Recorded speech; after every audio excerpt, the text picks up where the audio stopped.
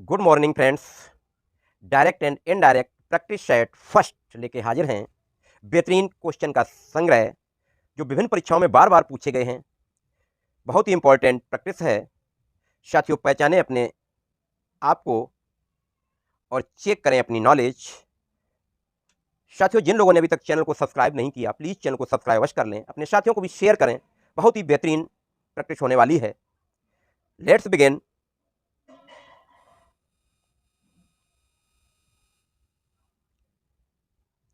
Question number first, where are you going for your holidays?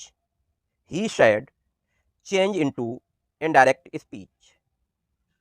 Friends, इसको हम check करते हैं।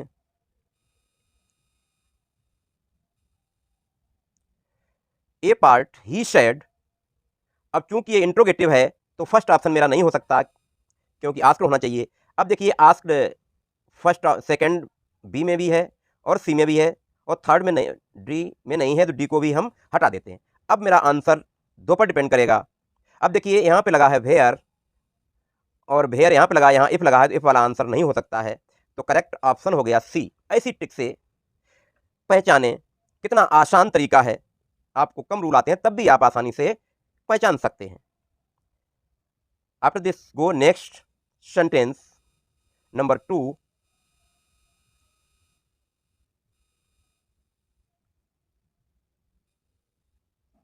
My mother said, comma not comma begin, don't go very far into the sea, full stop inverted comma closed।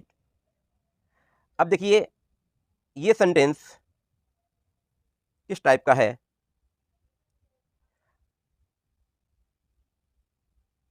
अगर इसमें देखा जाए तो first option में अबाउट का प्रयोग टोल्ड दिया गया है, एडवाइस दिया गया, टोल्ड दिया गया और सजेस्टेड है। और फर्स्ट ऑप्शन में जो दिया गया है वो अबाउट है, अबाउट का कहीं जिक्र नहीं है इसमें। और सेकेंड ऑप्शन में एडवाइस दिया गया और थर्ड ऑप्शन में टोल्ड दिया गया और डी में सजेस्टेड दिया गया। तो सजेस्टेड वाला हमारा ये आंसर नहीं हो सकता। अब दो ऑप्शन बचे हैं। अब देखते हैं, my mother advise to not, to not, not के बाद टू आता है, टू से, नॉट से पहले टू नहीं लग सकता है, इसलिए ऑप्शन ये गलत हो जाएगा। तो इस तरीके से, साधारण तरीके से बचा हुआ ऑप्शन सी मेरा करेक्ट होगा। चलते हैं नेक्स्ट सेंटेंस की तरफ। Question number 3।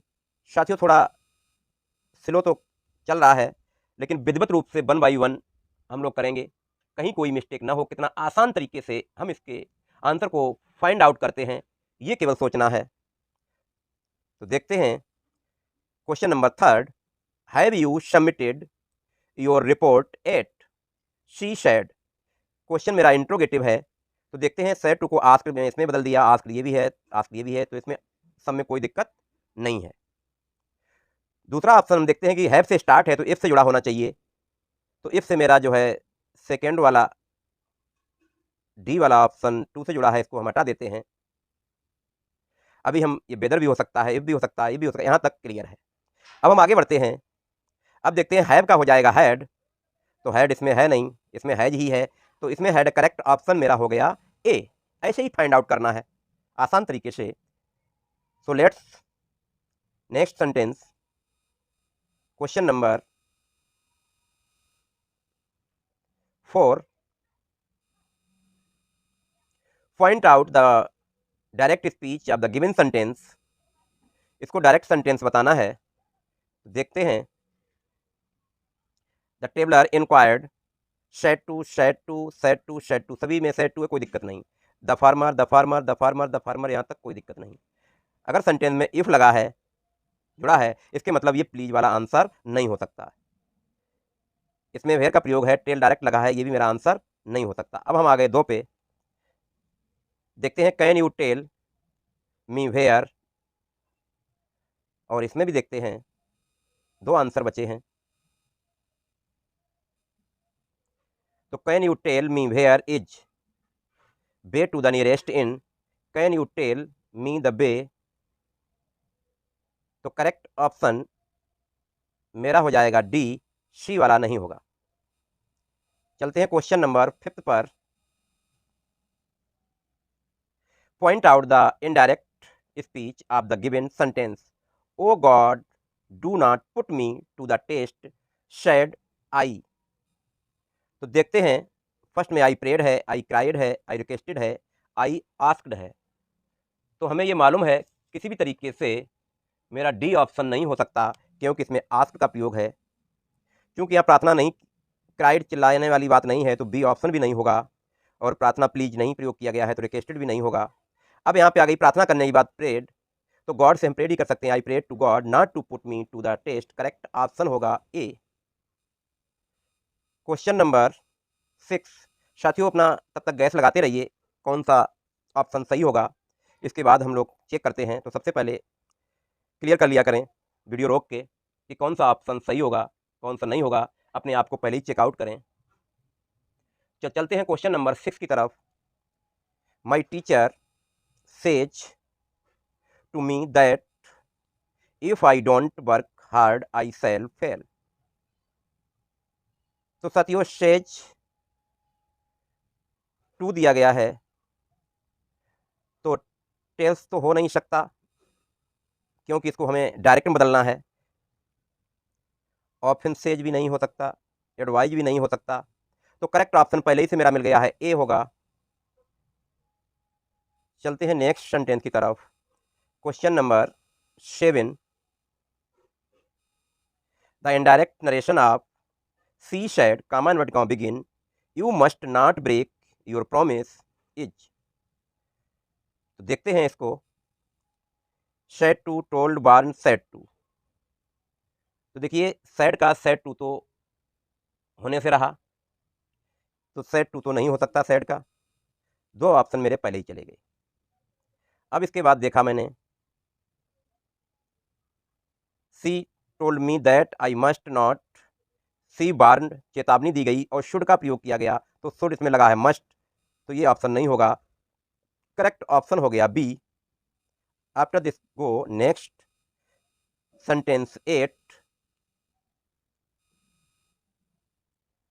The indirect transformation of she said to the boy how much do you expect to earn each. तो सबसे पहले हम खुद को चेक करेंगे ए बी सी डी कि मेरा ऑप्शन कौन सा होगा, इसके आधार पे हम चलेंगे। तो देखते हैं कि इंट्रोगेटिव है, तो आस्क्ड आस्क्ड आस्क सब में लगा हुआ है, द बॉय सब में कोई दिक्कत नहीं है। अब देखते हैं, she ask the boy how much did, did इसमें पहले ही प्रयोग कर दिया गया है, तो ये भी मेरा ऑप्शन नहीं हो सकता। She ask the boy how much did he, how much के बाद डिड का प्रयोग कर दिया, तो साथियों इस तरीके से इसका आंसर भी होना बहुत मुश्किल है। She ask the boy how much he expects, इसमें फर्स्ट फॉर्म का प्रयोग किया गया, आंसर नहीं हो सकता। इसमें डज लगा है, डज भी नहीं हो सकता। अगर माना जाए तो यही आंसर मेरा करेक्ट हो सकता है, अन्यथा ये भी डाउटफुल आंसर है। चलते हैं नेक्स्ट क्वेश्चन नंबर 9 की तरफ। He said I clean my teeth twice a day. He said that, he cleaned, he said, he that, he said that. यहां तक मेरा सही है कि सभी में सेड और दैट का प्रयोग किया गया है। अब हम देखते हैं क्लीन, बी पार्ट में क्लीन्स लिखा है और क्लीन यहाँ भी लिखा है, तो प्रेजेंट में नहीं हो सकता। यूज टू का प्रयोग ही नहीं है, न ये यूज टू है, तो करेक्ट ऑप्शन हो जाएगा हमारा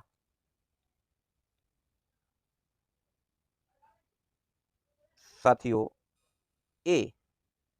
ही said that he cleaned his teeth twice a day. चलते हैं लास्ट क्वेश्चन की तरफ। 10 क्वेश्चन मैंने आज रखे हैं और जरूर बताना प्रैक्टिस आपको कैसी लगी और सेंटेंस किस लेवल के हैं। He said, what a beautiful scene. He said, he wondered, he exclaimed. साथियों, ही सैड तो नहीं हो सकता है, वंडर केवल नहीं होगा, एक्सक्लेम्ड व्हाट का प्रयोग तो व्हाट तो रहना ही नहीं। He exclaimed that it was a very beautiful scene, correct option होता है डी।